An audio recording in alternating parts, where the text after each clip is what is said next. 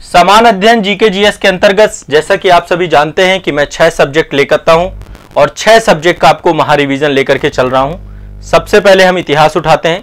इतिहास के बाद हमारी राज्य व्यवस्था की विषय वस्तु रहती है, फिर आपका भूगोल की विषय वस्तु रहती है, भूगोल के बाद जो है आपकी पर्यावरण की विषय वस्तु है, पर्यावरण के बाद आपकी अर्थव्यवस्था की विषय वस्तु है, विज्ञान की विषय वस्तु है।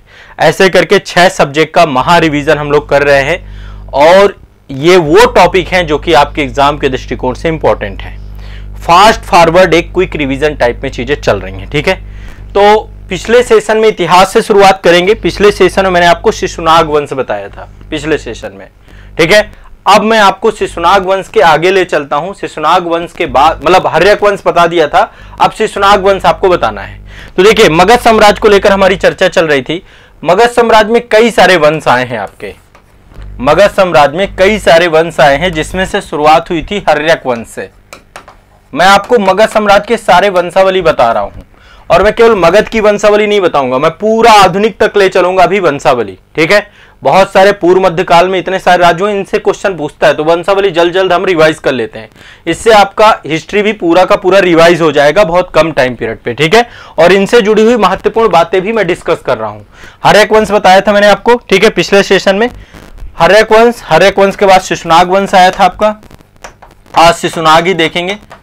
शिशुनाग वंश के बाद अगला आपका नंद वंश है, नंद वंश के बाद है आपका मौर्य वंश, मौर्य वंश। तो अभी हम वंशावली और विशेषताएं दो चीजें लेकर चल रहे हैं, ठीक है। और मौर्य वंश के बाद फिर आपको पता है मौर्योत्तर काल आता है, मौर्योत्तर काल, इसमें भी कई सारे जो है आपके आक्रमणकारी रहते हैं। मौर्योत्तर काल और मौर्योत्तर काल के बाद आपका गुप्त काल आता है, गुप्त काल। यहीं पर आपके मौर्योत्तर काल में ही सातवाहन भी आते हैं, सातवाहन। गुप्त काल के बाद गुप्तोत्तर काल आता है आपका अगला, गुप्तोत्तर काल। तो बात आज हमें करनी है शिशुनाग वंश की, ठीक है ना। देखो, शिशुनाग वंश को लेकर के जो संस्थापक था, आपको पता है कि इससे पहले हर्यक वंश था आपका, ठीक है। तो हर्यक वंश का जो अंतिम शासक था उसका नाम था नागदशक। क्या नाम था उसका अंतिम शासक का? नागदशक। ये हर्यक वंश का अंतिम शासक हुआ करता था नागदशक। उसके ही समय काल में एक सेनापति था शिशुनाग। मगध साम्राज्य में नागदशक हर्यवंश का अंतिम शासक था, उसका सेनापति था शिशुनाग। शिशुनाग ने नागदशक की हत्या कर दी और हत्या करने के बाद शिशुनाग वंश की स्थापना की। क्लियर है, स्पष्ट है। शिशुनाग बौद्ध धर्म का अनुयायी था। पहले शुरुआत में राजधानी वैशाली थी और वैशाली से बाद में राजधानी का परिवर्तन होता है, पाटलिपुत्र राजधानी आ जाती है। तो यहाँ पे शिशुनाग वंश से 3 प्रमुख शासक थे। 3 शासक हैं, तीनों शासकों के नाम लिख रहा हूं एक एक करके, सभी नाम लिख लीजिएगा। पहला है शिशुनाग, ये संस्थापक है आपका, ठीक है। दूसरा है कालाशोक, इसके टाइम पे द्वितीय बौद्ध संगति भी हुई है कालाशोक के टाइम पीरियड पे, साबाकामी अध्यक्ष थे।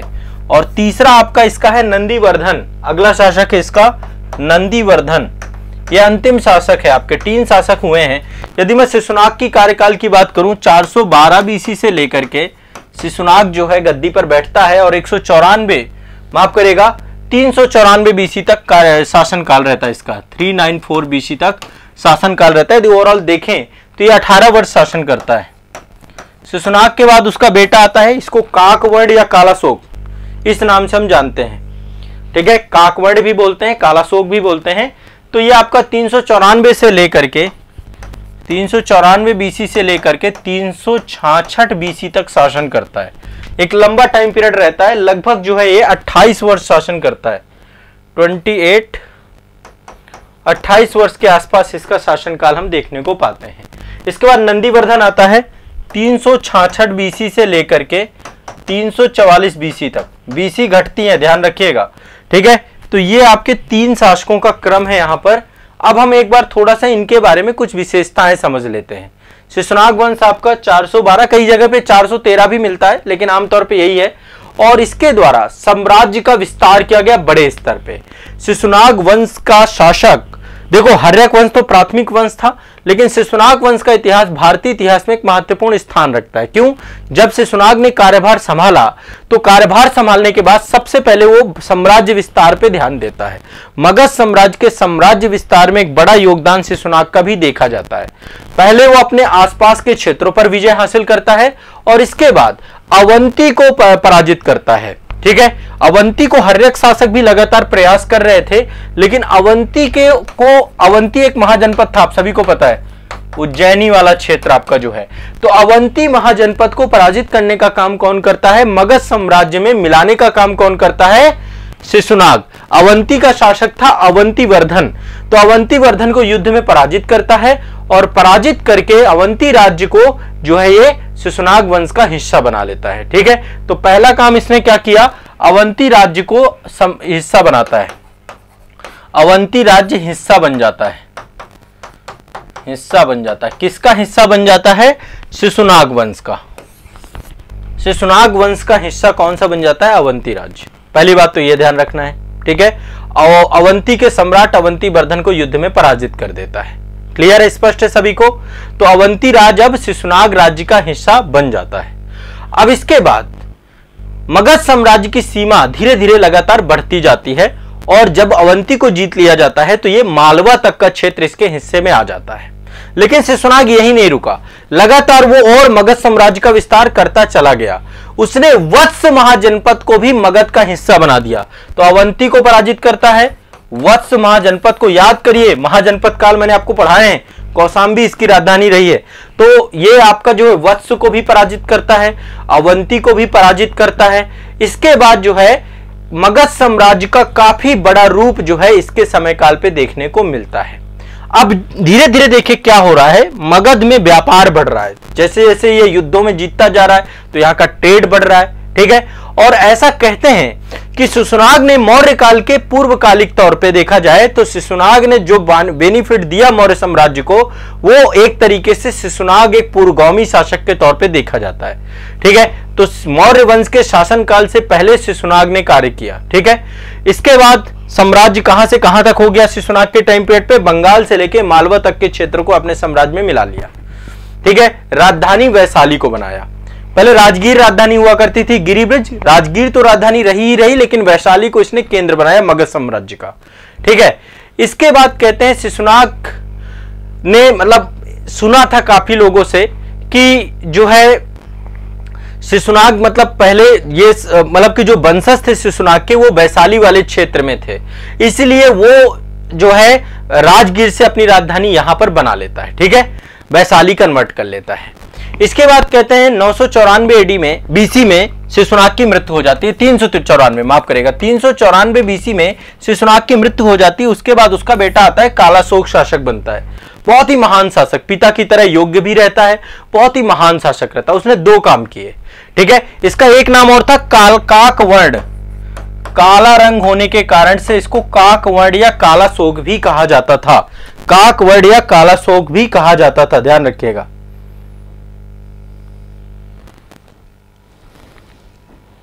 क्लियर है? देखो डेट याद रखो, डेट जरूरी है याद रखना है, ऐसा नहीं डेट बिल्कुल नहीं, क्योंकि कई बार क्रम से सजाने के लिए जब क्वेश्चन आते हैं ना, अब इसी में क्रम से सजाने के लिए आ जाए तो डेट ही फिर आपको काम देंगी। तो एक दो बार चीजें करोगे तो याद हो जाएंगे, ऐसा नहीं कि नहीं होगा। इसके कार्यकाल में वैशाली में द्वितीय बौद्ध संगति का आयोजन हुआ। तो द्वितीय बौद्ध संगति आपकी आयोजित हुई कहां पे? वैशाली में। द्वितीय बौद्ध संगति इसका आयोजन हुआ वैशाली में, कालाशोक के शासनकाल में ही हुआ था, जिसके अध्यक्ष जो है कसाबा कामी थे। ठीक है, तो ये ध्यान रखिएगा। इसने बाद में अपनी राजधानी को परिवर्तित किया। कालाशोक ने राजधानी को पाटलिपुत्र बना लिया। वैशाली से कहां ले गया राजधानी को? पाटलिपुत्र ले गया।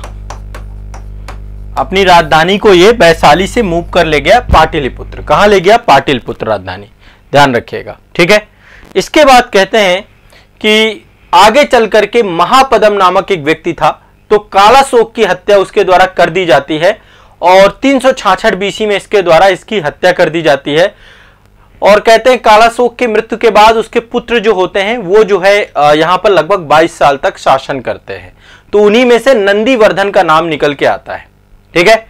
शिशुनाग वंश में मतलब कि शिशुनाग सबसे महत्वपूर्ण शासक है, उसके बाद काला वंश, कालाशोक है, लेकिन कालाशोक की मृत्यु हो जाती है। उसके बाद अंतिम शासक के तौर पे नंदीवर्धन रहता है, और नंदीवर्धन लगभग जो है, यहां पे मैंने टाइम पीरियड लिखा है, 366 से लेकर 344 बीसी तक शासन करता है।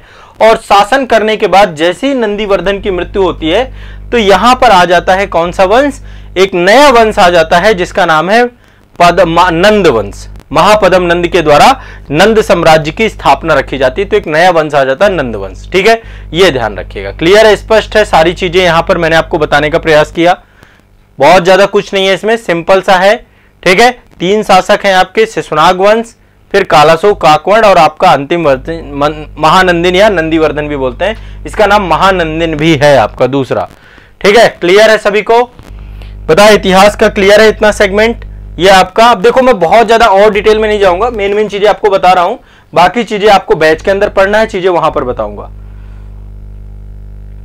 हाँ, मतलब काफी बड़े स्तर पे मगध साम्राज्य का जो सर्वाधिक विस्तार किया वो शिशुनाग ने किया। आगे चल के तो फिर मौर्य शासक करते हैं, अशोक वगैरह के टाइम पीरियड पे होता है, तो एक बड़े शासक के तौर पे आप इसे भी देख सकते हैं। चलिए आगे बढ़ते हैं। नेक्स्ट देखिए, संविधान को लेकर के काफी चीजें हमने डिस्कस की है, मैंने संविधान के बहुत सारे पक्ष आपको याद कराए हैं। ठीक है, इतिहास का ये वाला टॉपिक हो गया। अब इतिहास में हम आगे बढ़ते हैं एक बार संविधान के जो है एक नए सेगमेंट की तरफ, कि संविधान सभा को लेकर कई सारे मुद्दों पर क्वेश्चन पूछे जाते हैं। मैंने संविधान सभा को लेकर इससे पहले भी आपको काफी चीजें बता चुका हूं। आज के सेशन में कुछ नई चीजें सीखते हैं। देखिए, संविधान सभा को लेकर के 2-3 चीजें यहां पर मैं आपको सिखाने का प्रयास करूंगा। मैं चाहता हूं कि आप कम से कम बेसिक कुछ चीजें याद रखिएगा। ठीक है, चलिए शुरू करते हैं। देखिए, संविधान सभा की सीटों को लेकर के भी क्वेश्चन पूछा जाता है। सीटें, संविधान सभा में कितनी सीटें थी, है ना, संविधान सभा में किससे कौन कौन से प्रतिनिधि थे। आपको मोटे तौर पे मैंने ये तो बताया है कि जो संविधान सभा आपकी बनी, संविधान सभा आपकी बनी, इसमें जो आपका 10 लाख की आबादी में एक प्रतिनिधि का कॉन्सेप्ट था। 10 लाख की आबादी में एक प्रतिनिधि, यानी कि अप्रत्यक्ष निर्वाचन पद्धति के माध्यम से इनको जो है चुना गया। लेकिन अब सीटें टोटल कितनी है, मैं यहां पे सीटें लिख रहा हूं, एक संख्या लिख रहा हूं, सब लोग याद करेंगे 389। एक संख्या ये थी। अब इस संख्या को मैं तोड़ने का प्रयास करता हूं। ठीक है, इसमें से 2 भागों में से तोड़ सकते हैं। एक तरफ लिख लीजिए 296 और दूसरी तरफ लिख लीजिए 93। 296 को भी 2 भागों में तोड़ दीजिए, एक तरफ लिख लीजिए 292 और दूसरी तरफ लिख लीजिए 4 सीटें। पहले तो ये लिख लीजिए टोटल सीटें कितनी थी संविधान सभा की, 389। कितनी थी? 389 सीटें। ठीक है, इनमें से 389 में 296 सीटें आपकी किसकी थी? 296 सीटें ब्रिटिश भारत की थी। ब्रिटिश भारत, ये विभाजन के पहले का जो है रेशियो है, ब्रिटिश भारत, और ये आपकी देशी रियासतों का है। ठीक है, ब्रिटिश भारत और देशी रियासतें। क्लियर है, स्पष्ट है सभी को? कोई दिक्कत तो नहीं है इसमें? ठीक है, 4 आपकी। अब इसमें से 292 की बात करें तो 292 का चुनाव जो हुआ था वो 11 प्रांतों से हुआ था। 11 प्रांत उस समय थे अंग्रेजों के ब्रिटिशर्स के गवर्नर प्रांत बोलते थे इनको। यहां पे गवर्नर का शासन होता था, तो 11 गवर्नर प्रांतों से 292 प्रतिनिधि, और ये आपके चीफ कमिश्नरी प्रांत होते थे। अब आपको ये नहीं पता होगा कि सर चीफ कमिश्नरी से कौन कौन से प्रांत हैं, तो देखिए चीफ कमिश्नरी में एक तो दिल्ली आपका आता था, दिल्ली। ठीक है, दूसरा आपका आता था कर्नाटक का कुर्ग वाला क्षेत्र, ये भी आपका चीफ कमिश्नरी क्षेत्र था। जैसे आज के टाइम पे यूटी का कॉन्सेप्ट है ना, वैसे उस समय चीफ कमिश्नरी था। एक आपका यहां पे था अजमेर, अजमेर भी आपका चीफ कमिश्नरी था। और चौथे नंबर पे यदि देखें तो चौथा था आपका बलूचिस्तान वाला क्षेत्र, जो कि पाकिस्तान में पड़ता है, बलूचिस्तान।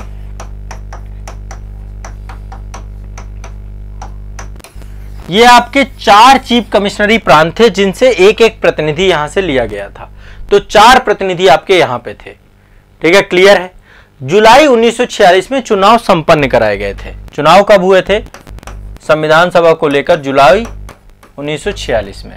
अप्रत्यक्ष तरीके से 10 लाख के प्रतिनिधि पर एक, ठीक है, चुनाव हुए आपके। और इन चुनावों में मतलब आप देखेंगे, मैं आगे अभी इन चुनावों के बारे में थोड़ा सा आपको डिटेल से बताऊंगा। तो आपके चुनाव हुए और चुनाव आपके वयस्क मताधिकार पे आधारित नहीं थे, ये ध्यान रखिएगा, अप्रत्यक्ष तरीके से हुए थे। और प्रांतों की जो विधानसभाएं थी, जो गवर्नर प्रांत थे, उनकी विधानसभाओं में निर्वाचक मंडल बनाया गया। इन विधानसभाओं को, इन विधानसभाओं ने अपने प्रतिनिधियों को चुन करके भेजा, ये ध्यान रखिएगा। क्लियर है? मताधिकार का राइट मतलब उस समय इतना बड़ा राइट नहीं था, बहुत सीमित राइट हुआ करता था आपका मताधिकार का राइट। क्लियर है? कोई दिक्कत तो नहीं है। तो चुनाव आपके जुलाई में हुए, 1946 में हुए। कैबिनेट मिशन योजना के तहत ये पूरा का पूरा आपका प्रोग्राम रखा गया। अब बची बात देसी रियासतों की। तो आपको पता है देसी रियासतों में जो देसी रियासतों के हेड होते थे, उनके द्वारा अपने प्रतिनिधियों को चुन करके यहां पर भेजा गया। तो ये पूरा का पूरा तरीका था। ठीक है, देसी रियासतों के प्रतिनिधियों का चयन किसने किया? रियासतों के प्रमुखों ने, जो उस रियासत के प्रमुख होते थे, उनके द्वारा भेजा गया। और इनको कैसे चुना गया? अप्रत्यक्ष निर्वाचक मंडलों के द्वारा, विधानसभाओं के द्वारा ये प्रतिनिधि चुन करके भेजे गए। ठीक है, तो जुलाई अगस्त का पूरा टाइम पीरियड लग गया था 1946 में। चुनाव की प्रक्रिया आपको पता है, लंबी प्रक्रिया होती है। तो ब्रिटिश भारत को 296 सीटें थी, जिनमें से 292 11 प्रांतों को और 4 आपके चीफ कमिश्नरी, ऐसे 296 सीटें थी। क्लियर है? स्पष्ट है? अब यहां पे आपको पता है कि जब चुनाव हुआ 296 सीटों को भी विभाजित किया गया, तो जिसमें 208 सीटें कांग्रेस को मिली और 73 सीटें मुस्लिम लीग को मिली। अच्छा, इनको भी बांट देते हैं एक बार, 296 में विभाजन कर देते हैं, 208 प्लस 73 प्लस 15। ठीक है, यह विभाजन है आपका 296 का। 208 सीटें कांग्रेस के पास थी, कांग्रेस। 73 सीटें आपकी किसके पास थी? मुस्लिम लीग, मुस्लिम लीग के पास। और ये आपकी अन्य के पास थी, अन्य बहुत सारे छोटे छोटे पार्टियां और दल थे उनके पास। विभाजन के पहले का रेशियो है आपका ये।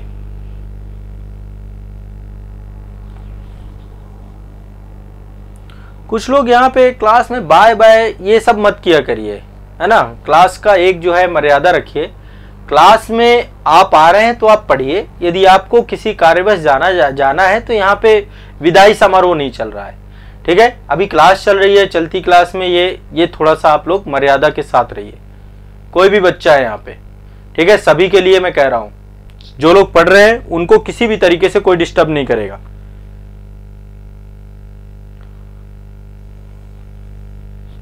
हाँ, 208 के, हाँ ये कौन है? हमारे अभिलाष रघुवंशी जी, ये एक्टिव रहते हैं 208 का। लेकिन अभिलाष जी, पेन कागज भी आपका चलता रहना चाहिए, घर पे भी पेन कागज चला के रखिएगा। ठीक है, ऐसा। और ये याद कर लो जितनी सीटें आपको बता रहा हूं, ठीक है, ध्यान रखिएगा। अब शुरुआत में क्या हुआ? जब बैठकें होनी चालू हुई, है ना, आपको पता है 9 दिसंबर को पहली बैठक आपकी हुई थी। तो जब बैठकें होनी चालू हुई, वैसे तो सबसे पहले 20 नवंबर 1946 को वायसराय के द्वारा निर्वाचित प्रतिनिधियों को आमंत्रित किया गया।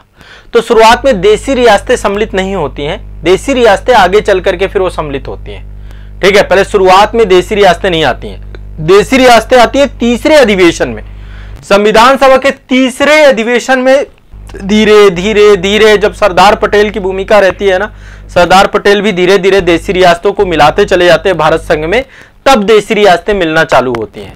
तो 28 अप्रैल 1947 के बाद से देसी रियासतें आपका मिलना चालू होती हैं, जबकि उनके पास 93 सीटें थी टोटल।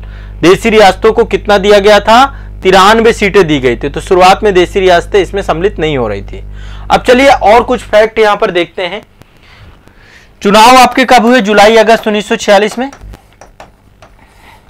अंतरिम सरकार बनाई गई आपकी। अंतरिम सरकार में अलग से पढ़ाऊंगा आपको उसकी कैबिनेट के बारे में। इसके बाद अगली डेट है आपकी 20 नवंबर की। 20 नवंबर को वायसराय ने सभी निर्वाचित प्रतिनिधियों को बुलाया, ठीक है, उनसे चर्चा की कि भैया अब हमें संविधान बनाना है। और फाइनली संविधान सभा की पहली बैठक आपकी 9 दिसंबर को हुई। कब हुई? 9 दिसंबर 1946 को संविधान सभा की पहली बैठक का आयोजन किया गया। इसके अस्थायी अध्यक्ष बनाए गए सच्चिदानंद सिन्हा को। सच्चिदानंद सिन्हा, इनको अस्थायी अध्यक्ष बनाया गया।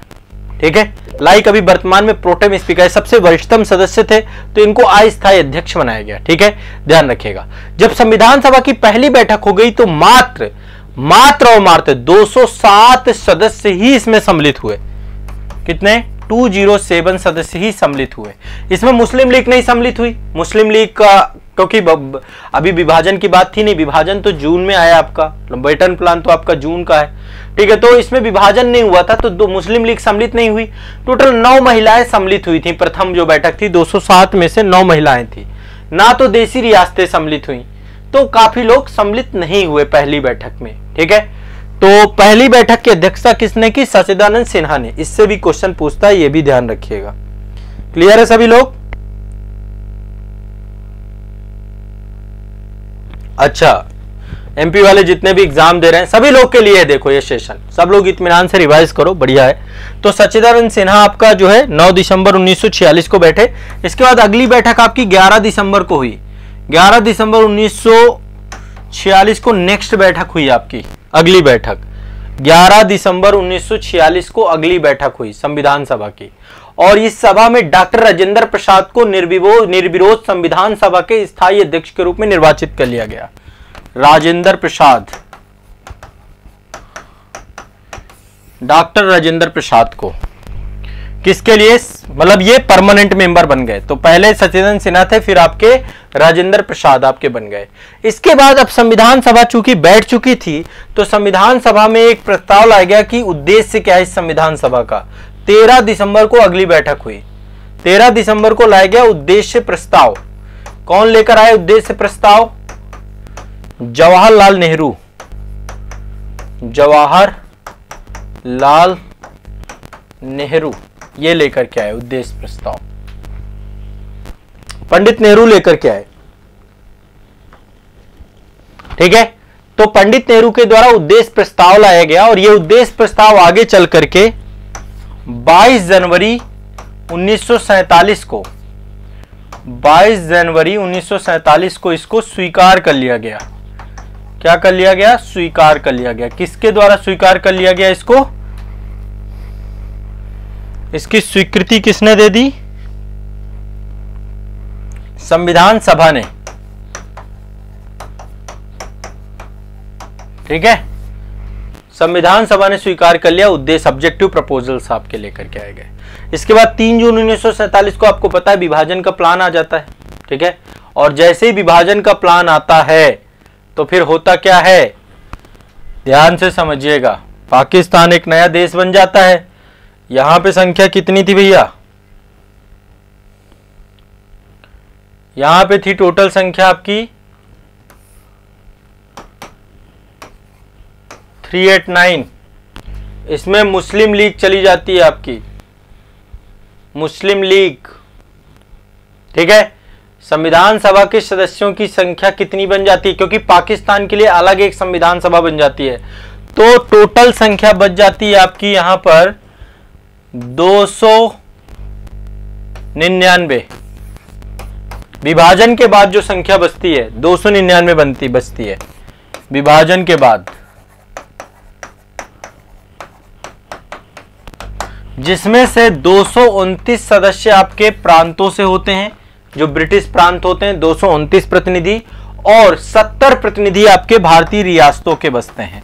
क्योंकि कई सारी रियासतें, अब आपको लग रहा होगा कि सर 289, एक तो 73 आपके वो चले गए, 73 आपके मुस्लिम लीग के थे, और बाकी जो आपकी रियासतें थी 23 सदस्य वहां से निकल गए आपके। ठीक है, तो मतलब ओवरऑल रियासतें भी बहुत सारी चली गई ना उनके पास, तो रियासतों के प्रतिनिधि भी कम हो गए और प्रांतों के प्रतिनिधि, मुस्लिम लीग के पूरे प्रतिनिधि। तो ये आपका टोटल संख्या बचती है 299 विभाजन के बाद। विभाजन से पहले ये संख्या में कंफ्यूजन जरूर होता है, 389 थी संख्या, घट करके विभाजन के बाद 299 बचती है, जिसमें 229 सदस्य ये रहते हैं और 70 सदस्य आपके ये रहते हैं। ठीक है, क्लियर है, स्पष्ट है सभी को, कोई दिक्कत तो नहीं है। अब भारतीय संविधान को बनने में जो टाइम लगा यह ध्यान रखना है आपको। ठीक है, भारतीय संविधान को बनने में टाइम इतना लगा है, इसको आसान भाषा में लिख सकता हूं 3 साल में 12 दिन कम, 2 वर्ष 11 माह 18 दिन, 3 साल में 12 दिन के कम का समय लगा आपका। ठीक है, कई जगहों पे लोकसभा और राज्यसभा की वेबसाइटों में जब हम देखते हैं तो कई जगह इंटरनेट पे ये समय 2 वर्ष 11 माह 17 दिन भी लिखा होता है, लेकिन ऑथेंटिक टाइम आप यही मान के चलेंगे। ठीक है, क्लियर है? क्यों? क्योंकि इसमें संविधान को अंगीकृत किया गया था 26 नवंबर को, उस डेट को सम्मिलित नहीं किया गया है। 26 नवंबर संविधान के अंगीकार करने की डेट है। 26 नवंबर 1949 को भारतीय संविधान अंगीकृत नियमित आत्मार्पित कर लिया गया, तो इस डेट को इसमें सम्मिलित नहीं किया गया, इसलिए कई जगह पे ये 17 दिन मिलता है, जबकि ये डेट भी इसमें सम्मिलित है। इसमें कंप्लीट टाइम पीरियड है अंगीकृत करने तक का, 2/11/18, ये याद रखना है आपको। ठीक है, तो संविधान को अंगीकृत की डेट भी शामिल है आपकी। क्लियर है? टोटल 11 अधिवेशन हुए संविधान में। कितने अधिवेशन हुए? 11 अधिवेशन हुए टोटल, 11 अधिवेशन हुए हैं, ये भी ध्यान रखिएगा। संविधान में संविधान सभा के 11 अधिवेशन हुए हैं, जो कि कुल 165 दिन तक चले हैं। 165 डेज चले हैं आपके। ये कितने दिन चले हैं? 165 दिन, ये भी ध्यान रखिए। कितने? 165 दिन। ठीक है, क्लियर है, स्पष्ट है? 165 दिन। बाकी चीजें अब आगे बताऊंगा। ठीक है, अभी के लिए इतना ध्यान रखिए। क्लियर है सभी को? कोई दिक्कत तो नहीं है? ठीक, चलिए आगे बढ़ते हैं। अंतरिम सरकार को लेकर बाद में बात करेंगे, अंतरिम सरकार अलग से पढ़ाऊंगा। अंतरिम सरकार आपकी 2 सितंबर को बनी थी। 2 सितंबर 1946 को अंतरिम सरकार बनी, जिसके उपाध्यक्ष जेएल नेहरू थे और अध्यक्ष आपके लॉर्ड बेबल थे उस समय थे। ठीक है, और शुरुआत में अंतरिम सरकार में 14 सदस्य थे, बाद में जो है इसमें 5 सदस्य और शामिल किए जाते हैं मुस्लिम लीग के, तो वो बाद में देखेंगे। अंतरिम सरकार अलग से एक सेशन में बता दूंगा मैं। ठीक है, तो ये भारतीय संविधान से जुड़े हुए इतने सारे फैक्ट आपको बता दिए, अभी बहुत सारे फैक्ट बताने बचे हैं। सभी को क्लियर है ना? सब कुछ सही चल रहा है? बढ़िया से, एक नंबर, बहुत मजा आ रहा है। ठीक है, चीजें टॉपिक क्लियर होते हुए चले जाएंगे। जितना फास्ट आपको बता रहा हूं उतना ही फास्ट आप रिवाइज करेगा। आज इससे एक बहुत मजेदार चीज पढ़ाने वाला हूं। आज से पढ़ाने वाला हूं आपको नदी तंत्र, ज्योग्राफी में। अब अगला टॉपिक में आ जाते हैं, ज्योग्राफी। नदी तंत्रों से क्वेश्चन बहुत पूछा जाता है, तो देखो थोड़ा सा नदी तंत्र में डिटेल में आपको पढ़ाऊंगा। पहले आपको गंगा नदी तंत्र, ब्रह्मपुत्र नदी तंत्र, सिंधु नदी तंत्र, एक सेशन में। अब ये लगे चलेंगे आपके, काफी लंबा टाइम लगेगा। फिर इनमें से भी बहुत सारे नदियों की सहायक नदियां हैं, है ना, उन सभी सहायक नदियों के बारे में डिस्कशन होगा, तो अच्छा चलेगा टाइम। मतलब मान के चलिए कि अभी आपका नदी तंत्र चलेगा, लेकिन नदी तंत्र से एक सिंगल क्वेश्चन भी गलत नहीं होने दूंगा। ठीक है, फिर इसके बाद आपकी दक्षिण भारत की जो नदियां हैं, चाहे वो बंगाल की खाड़ी में गिरे, चाहे वो अरब सागर में गिरे, इनको भी हम डिस्कस करेंगे अच्छे से। क्लियर है ना? बस इसी तरीके साथ बने रहो, देखो बहुत मजा आने वाला है। आपको इतना बढ़िया से पढ़ा दूंगा कि आप भी सोचोगे। तो देखो, कोई भी नदी जब बहती है तो अकेले नहीं बहती है, अपने साथ वो कई सारे नदियों की धाराओं को जोड़ते हुए चली जाती है और एक मुख्य नदी रहती है।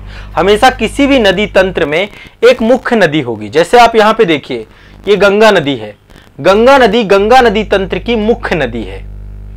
आप देखिए, यहां पे आप देखेंगे, ये आपकी जो नदी है ये गंगा नदी है, ये मुख्य नदी है आपकी, अंत तक जाती है। और इसी में बहुत सारी सहायक नदियां मिलती हैं आपकी, कई सारी सहायक नदियां मिलती हैं। जैसे कि मैं कुछ एग्जांपल देता हूं। यहाँ पे तो ये अलकनंदा मिलती है, भागीरथी से तो गंगा बनती है, फिर रामगंगा मिलती है, फिर गोमती मिलती है, घाघरा मिलती है, गंडक मिलती है, कोसी मिलती है, महानंदा मिलती है। इधर से आप देखिए तो ये ब्रह्मपुत्र है। ब्रह्मपुत्र भी एक मुख्य नदी है ब्रह्मपुत्र नदी तंत्र की, लेकिन ये भी आकर के आगे चल करके गंगा में ही मिल जाती है। ठीक है, गंगा में ही मिल जाती है। इधर से देखेंगे तो एक और नदी सहायक आती है, यमुना। यमुना गंगा की सहायक नदी है। ये यहाँ पर प्रयागराज में जो है संगम वाले क्षेत्र में मिलती है। तो कोई नदी अकेले नहीं बहती। अब आप इनको भी देखेंगे तो ये भी अपने साथ, देखो ये अपने साथ कितनी सारी नदियों को लेकर के चल रही है। यमुना के पास भी नदियों का भंडार है। एक तो चंबल है आपकी, यहाँ पे बहती है, सिंध है, बेतवा है, केन है, टोंस है, सोन है ना, ये सारी नदियां हैं आपकी। दामोदर है, हुगली है ना, ये बहुत सारी नदियां यहाँ पे बह रही हैं। मल्टीपल टाइम यहाँ पे देखिए नदियां ही नदियां हैं।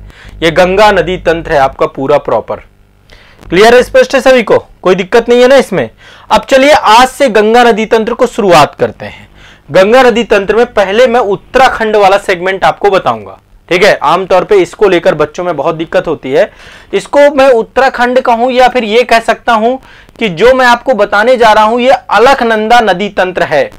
अलकनंदा एक बहुत ही प्रमुख नदी है गंगा नदी तंत्र की। ये एक जो है शुरुआत में इसको लेकर डिस्कशन करेंगे।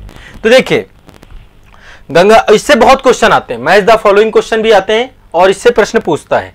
यहां पे देखिए बहुत सारे ग्लेशियर्स हैं उत्तराखंड में, ठीक है, उत्तराखंड में बहुत सारे ग्लेशियर्स हैं, जिनमें से एक ग्लेशियर आपका जो है वो है सतोपत ग्लेशियर। ठीक है, टोटल क्या है, सतोपत आपका चमोली वाला क्षेत्र है ना। देखो अलकनंदा नदी से भी बड़ी नदियां बहुत सारी हैं यहाँ पे उत्तराखंड में, लेकिन चमोली से लेकर देवप्रयाग तक अलकनंदा टोटल 195 किलोमीटर की लंबाई है और तीसरी सबसे लंबी नदी है और राज्य की सबसे अधिक जल प्रवाह वाली नदी। इसमें पानी का प्रवाह सबसे ज्यादा है इस नदी में, ठीक है। और देवप्रयाग में अलकनंदा ही भागीरथी के साथ मिल जाती है, संयुक्त धारा गंगा कहलाती है। तो अलकनंदा यहां से शुरू होती है। देखो मुख्य नदी आपकी अलकनंदा, मैंने आपको जैसा कि बताया कि मैं आपको एक मुख्य नदी हमेशा बताऊंगा, इसमें आपकी अलकनंदा है और अलकनंदा ही आगे चल करके ये आपकी देवप्रयाग से क्या बन जाती है, गंगा। अलकनंदा ही देवप्रयाग से आपकी गंगा बन जाती है। क्या बन जाती है, गंगा बन जाती है। और इसकी पूरी यात्रा है, यात्रा तक हम लोग बाद में जाएंगे, कोई दिक्कत वाली बात है नहीं। क्लियर है सभी को, सभी को क्लियर है। अब देखिए दो नदियां हैं, एक तो यहां पर देखिए अलकनंदा नदी है, यहां पे है अलकनंदा नदी, यहां पर है आपकी अलकनंदा नदी और यहां पे है आपकी भागीरथी नदी। ये आपका एक ग्लेशियर है, ठीक है, यहां पर एक आपका ग्लेशियर है, दो ग्लेशियर है। ये तो आपका गंगोत्री ग्लेशियर है, यहीं से भागीरथी निकलती है। यहां पे अलकनंदा है, अलकनंदा आपकी कहां से निकलती है, चमोली जिले के सतोपत ग्लेशियर से। यहां पे है सतोपत ग्लेशियर, ठीक है। यहीं पे एक जगह है जिसका नाम है अलकापुरी, जगह का नाम है अलकापुरी, यहां से अलकनंदा निकलती है। अलकापुरी से, कई जगह पे अलकापुरी लिखा रहता है, तो अलकापुरी एक जगह है जहां से अलकनंदा निकलती है। क्लियर है सभी को, हाँ, सतोपत से निकलती है, हाँ, चमोली जिले में, ठीक है। और देवप्रयाग तक इसमें सब बहुत सारी नदियां आके मिलती हैं, ठीक है।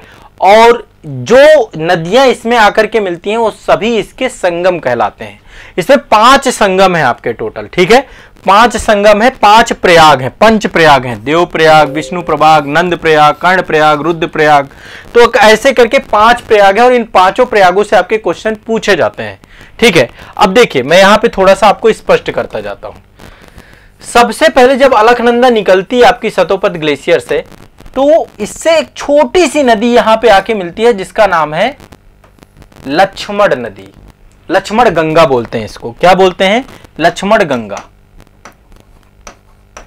लक्ष्मण गंगा एक छोटी सी नदी आके मिलती है इसमें, इसका नाम है लक्ष्मण गंगा, ठीक है। धौली गंगा से भी ऊपर मिलती है आपकी लक्ष्मण गंगा, ठीक है। लक्ष्मण गंगा के बाद दूसरी नदी जो आके मिलती है वो है सरस्वती नदी। लक्ष्मण धौली गंगा से पहले ही एक दूसरी नदी मिलती है सरस्वती नदी, और सरस्वती नदी अलकनंदा में जहां पे मिलती है इसको बोलते हैं केशव प्रयाग। यहां पे अलकनंदा और सरस्वती का संगम होता है और यहां पे एक प्रयाग है केशव प्रयाग। केशव प्रयाग को हम पंच प्रयागों में सम्मिलित नहीं करते हैं।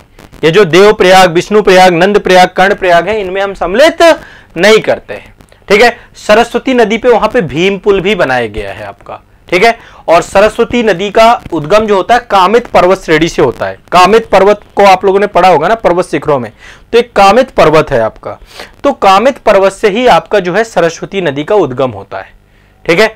वहीं पे एक जगह है माणा, माणा आपका उत्तराखंड का सबसे अंतिम गांव है। माना मतलब उसको सबसे लास्ट में आपका माणा ही पड़ता है, फिर चीन की बॉर्डर चालू हो जाती है, ठीक है। तो देवताल है, वहीं पे रताकोना है, रताकोना के पास ही माणा गांव है।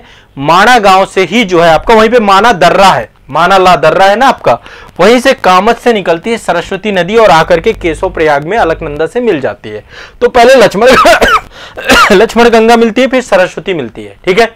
अब ये वो सरस्वती नहीं है जो आप जो है प्रयागराज में देखते हैं या इधर घग्गर वाली सरस्वती नदी, वो सरस्वती नहीं, एक स्थानीय सरस्वती नदी है। हाँ, बहुत सारे लोगों ने नहीं पढ़ा होगा, मतलब ये चीजें नहीं मिली होंगी बहुत सारे लोगों को। रश्मि तिवारी जी, पहले आप इसे पढ़ो बेटा, बाद में ये हम बात करेंगे स्वर्ण रेखा वगैरह की, क्यों परेशान हो। जितनी नदियां हैं सब की बात पढ़ेंगे, कोयल नदी, सोयल सब पढ़ेंगे, क्यों परेशान, घबराओ मत, मैं सब पढ़ाऊंगा। तो ये आपकी एक तो लक्ष्मण गंगा हो गई, नहीं पढ़ा तो भी पढ़ा ही रहा हूं ना मैं, अब डीप में लेकर जा रहा हूं तो फिर डीप में डीप पढ़ाएंगे और डिटेल से करेंगे आपको। अब देखो यहाँ पे 5 प्रयाग हैं और पांचों प्रयाग पे 5 नदियां हैं आपकी, ठीक है। यहाँ पे 5 प्रयाग हैं, पांचों प्रयाग पे 5 नदियां हैं जिनको आपको क्रम से याद करना है। सबसे पहले यहाँ पे देखो विष्णु प्रयाग है, फिर आपका नंद प्रयाग है और जितनी नदियां हैं सब अलकनंदा से मिलेंगी, फिर आपका कर्ण प्रयाग है, फिर आपका रुद्र प्रयाग है और इसके बाद है आपका यहाँ पे देव प्रयाग, ठीक है। 5 प्रयाग है, 1 2 3 4 5। तो जो आपके पांचों प्रयाग हैं, एक बार ध्यान से देखिएगा, विष्णु प्रयाग में धौली गंगा अलकनंदा से मिलती है, अलकनंदा में ही मिलने वाली सारी नदियां हैं। ये आप देखिए यहां पे धौली गंगा, ये है धौली गंगा, किस पे मिल रही है, अलकनंदा पे, विष्णु प्रयाग पे, ठीक है। फिर इसके बाद दूसरी आपकी नंदाकिनी, नंदाकिनी कहां मिल रही है, नंद प्रयाग में। फिर आपकी मिल रही पिंडर, पिंडर आपकी मिल रही कर्ण प्रयाग में। और इधर देखिए मिल रही मंदाकिनी, मंदाकिनी कहां मिल रही, रुद्र प्रयाग में, रुद्र प्रयाग, ध्यान रखिएगा, रुद्र प्रयाग में, ठीक है। और इसके बाद आपकी यहां पे मिल रही है देव प्रयाग में भागीरथी। ये आप लिख सकते हो, देखो यहां पे एक लिस्ट बनी हुई है, इससे क्वेश्चन आपसे पूछा जाएगा। विष्णु प्रयाग में धौली गंगा मिलती है, विष्णु प्रयाग में धौली गंगा, ठीक है। नंदाकिनी कहां मिलती है, नंद प्रयाग में। पिंडर कहां मिलती है, कर्ण प्रयाग में। पिंडर को ऐसे याद कर सकते हैं, पी के, पी से पिंडर, के से कर्ण प्रयाग, ठीक है। मंदाकिनी मिल रही है रुद्र प्रयाग में। और फिर आपकी एक और आपका प्रयाग है देव प्रयाग, देव प्रयाग में कौन मिल रही है, आपकी भागीरथी। 5 प्रयाग तैयार हो गए आपके, याद कर लो ये 5 प्रयाग तैयार।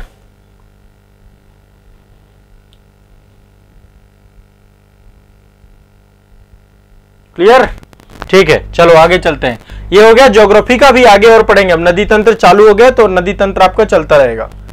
अगले चलते हैं, नेशनल पार्क को लेकर मैं आपको पढ़ा रहा था, कई सारे नेशनल पार्क बता चुका हूं, स्टेट वाइज बता चुका हूं, नहीं बता चुका आपको, कितने सारे मैंने आपको पढ़ाए हैं नेशनल पार्क अभी तक। नेशनल पार्क पूरे देखेंगे A to Z, ठीक है। आप लोग नेशनल पार्क को पूरा पढ़ेंगे। चलो आज कुछ नेशनल पार्क आपको बताता हूं, ठीक है। आज पढ़ते हैं पश्चिम बंगाल के नेशनल पार्क। पहले तो लिस्ट बनाते जाइएगा, लिखते जाइएगा आप लोग, ठीक है ना। अगले हैं आपके पश्चिम बंगाल, पश्चिम बंगाल है ना। एक तो यहां के देख लेते हैं, पश्चिम बंगाल के अंदर आगे आपका छत्तीसगढ़ का देख लेते हैं। छत्तीसगढ़, यहां पे कौन कौन सा नेशनल पार्क है, पश्चिम बंगाल, छत्तीसगढ़, मिजोरम का देख लेते हैं या मेघालय का देख लेते हैं। मेघालय से पूछे गए कई सारे, फिर मिजोरम भी देखेंगे, मेघालय देख लेते हैं, ठीक है। 3 के नेशनल पार्क देख लेते हैं। पश्चिम बंगाल में आपके जो नेशनल पार्क है, एक बार लिस्ट में नाम आप, पहला है जल्दापारा, जल्दापारा, जल्दापारा नेशनल पार्क, ठीक है। पहला है आपका जल्दापारा नेशनल पार्क, लिखते जाइएगा। दूसरा आपका सुंदरवन नेशनल पार्क, सुंदरवन, ठीक है, जल्दापारा, सुंदरवन। इसके बाद है आपका सिंगालीला राष्ट्रीय उद्यान, सिंगालीला राष्ट्रीय उद्यान, जल्दापारा, सुंदरवन, सिंगालीला। इसके बाद है आपका Gorumara national park, Gorumara, Gorumara national park. 1 2 3 4, 2 और है आपके। एक है आपका बुक्सा नेशनल पार्क, बुक्सा से बहुत क्वेश्चन पूछता है, बुक्सा नेशनल पार्क, ये भी आपका पश्चिम बंगाल में है। और एक है आपका नियोरा वैली, नियोरा वैली राष्ट्रीय उद्यान, नियोरा वैली राष्ट्रीय उद्यान। ये टोटल आपके 6 राष्ट्रीय उद्यान है पश्चिम बंगाल में, जल्दापारा, सुंदरबन, ठीक है, सिंगालीला, गोरुमारा और बुक्सा और नियोरी, है ना, नियोरा वैली। ये ध्यान, जल्दापारा, सुंदरबन, नियोरा वैली, सिंगालीला, गोरुमारा और बुक्सा, याद करिएगा। बुक्सा क्वेश्चन कई बार पूछा है। चलिए छत्तीसगढ़ पे चलते हैं। छत्तीसगढ़ पे टोटल 3 आपके हैं। एक इंद्रावती राष्ट्रीय उद्यान है, इंद्रावती, ठीक है।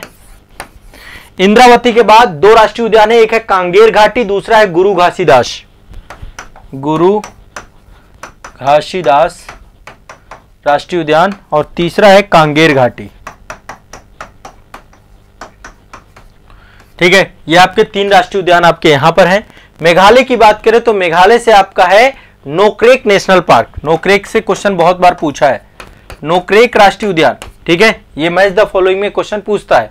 और एक है आपका बाल पखराम राष्ट्रीय उद्यान, बाल पखराम राष्ट्रीय उद्यान, नोक्रेक और बाल पखराम राष्ट्रीय उद्यान, ठीक है। ये आपके टोटल 3 राष्ट्रीय उद्यान हैं। पहला है आपका पश्चिम बंगाल, दूसरा है आपका छत्तीसगढ़, तीसरा आपका मेघालय। क्लियर है, स्पष्ट है भाई, किसी को कोई दिक्कत तो नहीं है, सिंपल सा है।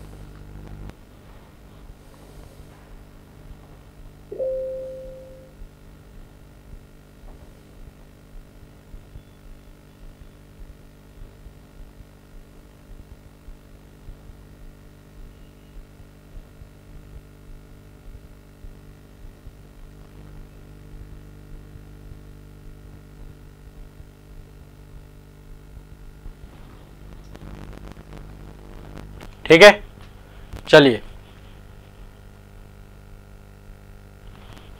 अब नेक्स्ट चलते हैं अगले सब्जेक्ट में। ये आपका पर्यावरण से हो गया, इतने याद कर लीजिएगा। अब अगला चलते हैं। देखो मैं आपको सेल पढ़ा रहा हूं इस समय, कोशिका के बारे में हम इस समय चर्चा कर रहे हैं खूब बढ़िया से। कोशिका पढ़ा रहा हूं और कोशिका में काफी कुछ आपको बता डाला है, कोशिका में काफी कुछ आपने मेरे साथ पढ़ा है। कोशिका अभी हम एक एक चीज पढ़ेंगे, कोशिका से जुड़े हुए जितने भी इंपॉर्टेंट फैक्ट होंगे सारे के सारे हम पढ़ेंगे, कोई भी फैक्ट को छोड़ते हुए नहीं चलेंगे, ठीक है। इससे बहुत क्वेश्चन पूछे जाते हैं कोशिका से, और कोशिका के बाद फिर मैं आपके ऑर्गन सिस्टम भी सारे के सारे लेकर के आऊंगा, जितने भी मानव तंत्र है, ठीक है। चलो अब यहां पे देखिए, कोशिका में मैंने आपको कोशिका भित्ति पढ़ा दी थी, पहले प्रोकैरियोटिक, यूकैरियोटिक कोशिका, ये सब चीजें बताई थी। कोशिका भित्ति भी बताई थी।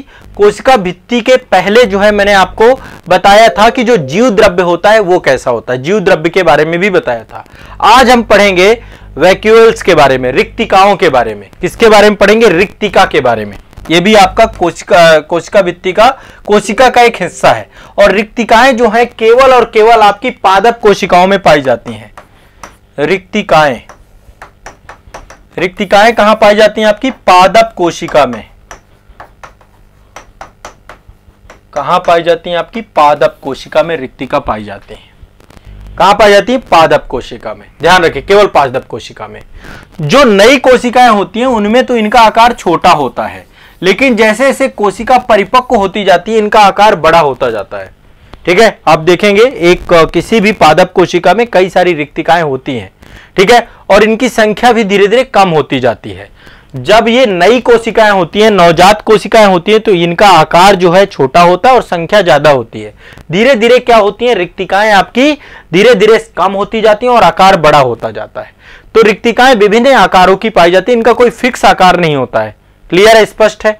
और ये कोशिका द्रव्य में तैरती है। आपकी जो कोशिका द्रव्य होता है आपका, उसमें ही आपकी रिक्तिकाएं पाई जाती हैं, ठीक है। और रिक्तिकाओं के चारों तरफ एक आपकी झिल्ली पाई जाती है, जिसको रिक्तिका कला कहते हैं। ये आप देख रहे हैं, ये चारों तरफ एक झिल्ली होती है इसमें, ये झिल्ली जो बाहर है इसको रिक्तिका कला कहा जाता है। क्या बोला जाता है? रिक्तिका कला। एक झिल्ली होती है, इसको क्या बोलते हैं हम? रिक्तिका कला बोलते हैं। कला ये कोशिका द्रव्य को और रिक्तिका को अलग रखने का काम करती है, ठीक है। तो एक मेम्ब्रेन पाई जाती है इसमें, और ये इसको हम दूसरा नाम देते हैं टोनोप्लास्ट। इसी को हम टोनोप्लास्ट भी कहते हैं, टोनोप्लास्ट के नाम से भी इसको हम जानते हैं, ठीक है। तो रिक्तिका केवल पादप कोशिकाओं में पाई जाती है। इसके चारों तरफ एक रिक्तिका झिल्ली पाई जाती है, ठीक है। एक मेम्ब्रेन पाई जाती है, वैक्यूलर मेम्ब्रेन कहते हैं। इसके अंदर एक तरल पदार्थ भरा होता है, तरल पदार्थ इसमें भरा होता है। रिक्तिका में क्या भरा होता है? तरल पदार्थ।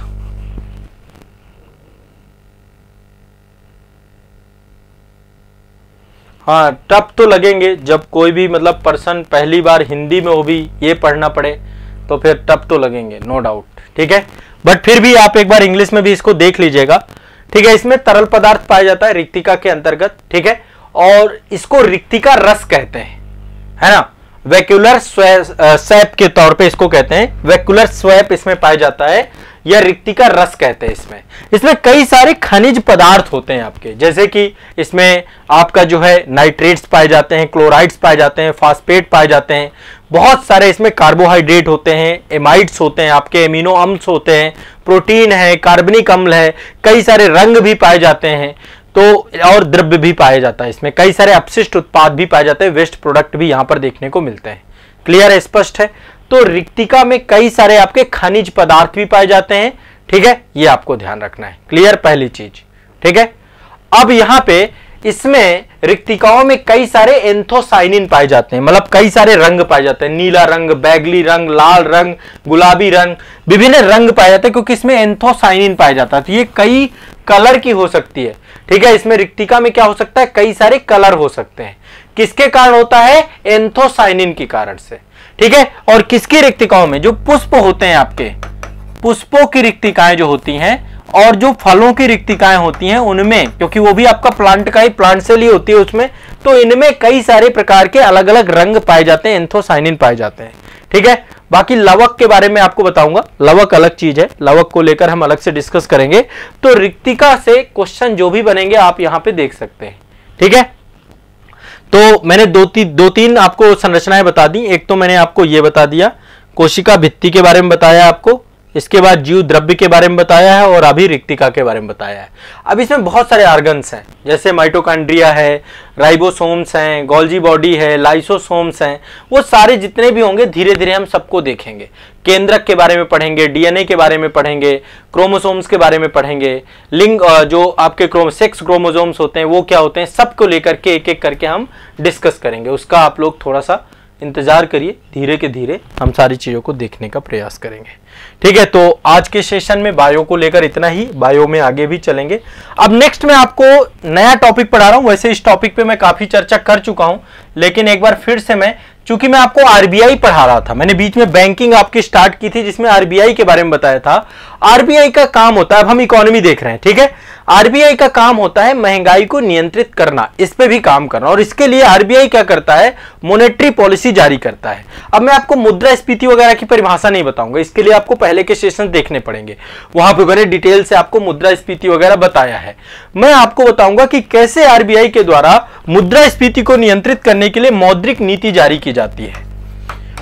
तो आज अभी बेसिक देखेंगे, फिर धीरे धीरे मौद्रिक नीति को भी समझ लेंगे पूरी की पूरी, ठीक है। थोड़ा सा ये बहुत ही एक तरीके से कंसेप्चुअल टॉपिक है इन्फ्लेशन को समझने के लिए।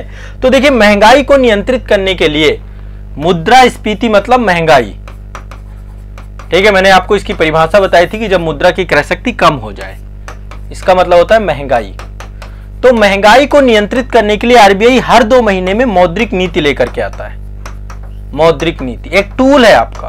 वैसे आमतौर पे देखें तो आरबीआई कई सारे टूल्स का प्रयोग करता है, ठीक है। कुछ आपके क्वांटिटेटिव टूल्स होते हैं, कुछ आपके क्वालिटेटिव टूल्स होते हैं, ठीक है। तो इसको हम ऋण नियंत्रण, इंस्ट्रूमेंट ऑफ क्रेडिट कंट्रोल भी कहते हैं, ठीक है। एक क्रेडिट कंट्रोल, इसको मैं इस तरीके से पढ़ा देता हूं, इंग्लिश में इसको बोलते हैं इंस्ट्रूमेंट ऑफ क्रेडिट कंट्रोल या ऋण नियंत्रण के उपकरण। ऋण नियंत्रण के उपकरण। इन ऋण नियंत्रण के उपकरण के माध्यम से आरबीआई जो है महंगाई में कंट्रोल करने का प्रयास करता है, मुद्रास्फीति को जो है कंट्रोल करने का प्रयास करता है। अब आमतौर पे होता है कि मुद्रा की आपूर्ति कितनी होनी चाहिए और मुद्रा कितनी, मतलब एक तरीके से मुद्रा का कंट्रोल करना। मुद्रा मार्केट में ज्यादा होगी तो लोगों की परचेजिंग पावर बढ़ेगी, परचेजिंग पावर बढ़ेगी तो निश्चित तौर पे महंगाई होगी, क्योंकि डिमांड एंड सप्लाई का रेशियो इफेक्ट होगा। मुद्रा यदि कम हो जाएगी मार्केट में, किसी कारण से मुद्रा की तरलता को कम कर दें तो निश्चित तौर पे लोगों के पास पैसा कम रहेगा, और जब लोगों के पास पैसा कम रहेगा तो निश्चित तौर पे लोगों की डिमांड कम होगी। जब डिमांड बढ़ जाती है तो महंगाई भी बढ़ जाती है, ठीक है। तो आरबीआई के द्वारा ऋण नियंत्रण के उपकरण के तौर पे, ठीक है, 2 प्रकार के टूल्स का यूज किया जाता है। एक आपका क्वांटिटेटिव टूल्स है, दूसरा आपका क्वालिटेटिव टूल्स है। एक है आपका मात्रात्मक उपकरण, मात्रात्मक उपकरण, ठीक है, और दूसरा है आपका गुणात्मक उपकरण, गुणात्मक उपकरण, क्वालिटेटिव टूल्स। एक है आपका क्वांटिटेटिव टूल्स, दूसरा है आपका क्वालिटेटिव टूल्स। दो प्रकार के टूल्स का यूज किया जाता है। यदि हम क्वालिटेटिव टूल्स की, गुणात्मक की बात करें, क्वांटिटेटिव टूल्स की बात करें, क्वांटिटी की बात करें, तो इसके लिए कई सारी चीजें जो है आरबीआई के द्वारा ऋण के क्रेडिट कंट्रोल पे काम किया जाता है। जैसे बैंक रेट, बैंक रेट एक होती है, बैंक दर होती है, इसको बैंक रेट कहा जाता है। एक आपका एलएएफ होता है जिसको बोलते हैं हम लिक्विडिटी एडजस्टमेंट फैसिलिटी, एलएएफ, ये मैं आपको पढ़ाऊंगा। एलएएफ में कई सारे इंस्ट्रूमेंट आते हैं, आप लोगों ने खूब सुना होगा। रेपो रेट, इससे बहुत सारे क्वेश्चन पूछता है आपका, रेपो रेट, ठीक है, इसको हम आरआर भी कहते हैं। Reverse repo rate, triple R, ठीक है, रिवर्स रेपो रेट, ये भी आपका जो है एलएएफ के अंतर्गत आता है। एक आपका एमएसएफ होता है, मार्जिनल स्टैंडिंग फैसिलिटी, एमएसएफ, इसको भी मैं आपको पढ़ाऊंगा, ये आने वाले समय पे हम देखेंगे। एक आपका ओएमओ होता है, ओपन मार्केट ऑपरेशन, ओएमओ के माध्यम से भी जो है हम पैसे का वो करते हैं। इसके बाद कुछ जो है पैसा रिजर्व में रखा जाता है, जैसे सीआरआर और एसएलआर। ये सारी चीजें आपको मैं आने वाले सेशंस में पढ़ाने वाला हूं, इसलिए बहुत ध्यान से रखिएगा, ठीक है ना, बहुत ध्यान से रखिएगा। Bank rate, repo rate, reverse repo rate, MSF, open market operation, CRR, SLR, ठीक है, ये जो है तरीका होता है क्वालिटेटिव तरीका। क्वालिटेटिव तरीका के माध्यम से आरबीआई जो है क्रेडिट कंट्रोल का काम करता है, ठीक है। अब क्रेडिट कंट्रोल कैसे करता है ये मैं आपको पढ़ाऊंगा। इसके बाद ये जो गुणात्मक उपकरण है इसको मैं बाद में पढ़ाऊंगा, पहले मैं ये वाला सेगमेंट आपका कंप्लीट कराऊंगा। क्वांटिटेटिव टूल्स को लेकर हम प्रॉपर डिस्कस करेंगे। तो कल पहले मैं थोड़ा सा आपको एक कहानी सुनाऊंगा, कैसे महंगाई बढ़ती है, कैसे महंगाई घटती है, और फिर आरबीआई कैसे उसको लेकर काम करता है, ठीक है। इसको लेकर एक प्रॉपर हमारा डिस्कशन होगा और उससे फिर धीरे धीरे आप ये वाले टॉपिक को समझेंगे। आने वाले सेशन पे देखो टॉपिक्स ये अभी चलेंगे, जो भी टॉपिक्स आपके अभी डिसकंटिन्यू, मतलब जैसे मान लीजिए अभी मैं हिस्ट्री में आपका प्रॉपर पढ़ा रहा हूं कि मैं सारे राजवंश पढ़ा दूंगा तो पूरा इतिहास कवर हो जाएगा आने वाले कुछ ही दिनों में, है ना। इसी तरीके से यदि मैं पॉलिटी में आपका एक एक करके संविधान सभा, संविधान से जुड़े हुए भागों को एक एक करके एक्सप्लेन कर दूंगा तो आपके सारे आर्टिकल्स खत्म हो जाएंगे। भाग वाइज लेके चलेंगे। भाग एक में इतने आर्टिकल हैं, इसमें ये महत्वपूर्ण बातें हैं, फास्ट करेंगे, बहुत ज्यादा उसमें टाइम खराब नहीं करेंगे। अभी केवल रिवीजन है, रिवीजन में मैं बहुत गति के साथ चलूंगा। अब आप सोच रहे होंगे सर पीछे टमाटर क्या है। टमाटर ही आपको पता है महंगाई का सबसे बड़ा हथियार है। महंगाई पता लगानी है तो टमाटर खरीदने मार्केट में चले जाओ, कभी 20 रुपए में पूरी झोली भर जाती है, कभी 200 रुपए भी लग जाते हैं, है ना। तो महंगाई का प्रतीक तो टमाटर को हम एक जो है माध्यम बनाएंगे। प्याज के रेट, टमाटर के रेट ये बड़े बढ़ते रहते हैं, और ये प्याज टमाटर इफेक्ट इसलिए डालते हैं क्योंकि इनके बिना मजा ही नहीं आता खाने पीने में, सबसे बेसिक चीज है आपकी। तो इनको हम देखेंगे प्रॉपर एक एक करके आने वाले समय पे। और इसके बाद जैसे आपका अभी मैंने नदी तंत्र चालू किया, नदी तंत्र पूरा कंप्लीट कराऊंगा। फिर आपका जो है रैंडम टॉपिक रहेंगे, कभी भी कोई भी टॉपिक रैंडमली आ सकता है। पर्यावरण में अभी हमारा राष्ट्रीय उद्यान है, फिर वन्यजीव अभयारण्य है, फिर जैवमंडल आरक्षित क्षेत्र है, सब याद करा दूंगा A to Z, आप भरोसा बना के रखो। साइंस में भी हमारा सेल वाला चैप्टर है और यहाँ पे हमारा मुद्रास्फीति वाला चैप्टर है। ये सारे चैप्टर्स ऐसे याद हो जाएंगे कि आपको भी लगेगा, और इनसे क्वेश्चन सबसे ज्यादा पूछता है, ठीक है। जो बच्चे इकोनॉमी पढ़ते हैं उनको पता है कि मौद्रिक नीति कितना इंपॉर्टेंट चैप्टर है आपका, है ना। तो सारे इंपॉर्टेंट चैप्टर में है, हर एक चैप्टर को अच्छे से करेंगे, घबराना नहीं है। चलिए आज के लिए इतना ही रखते हैं। अपना ध्यान रखिए, खूब पढ़ाई करते रहिए, मस्त रहिए। शुक्रिया, धन्यवाद।